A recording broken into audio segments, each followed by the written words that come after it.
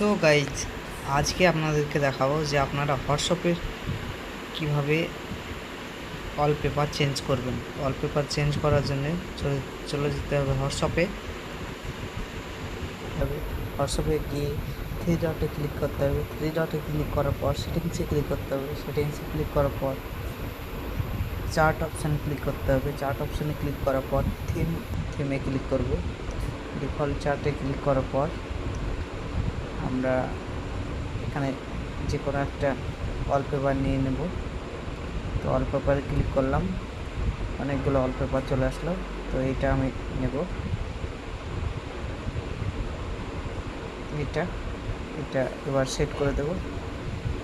এই দেখুন আমার হোয়াটসঅ্যাপের ওয়ালপেপার সেট হয়ে গিয়েছে। এই ছিল আমার ভিডিও। ভালো লাগলে একটা লাইক, কমেন্ট আর শেয়ার আর সাবস্ক্রাইবটা করতে ভুলবেন না।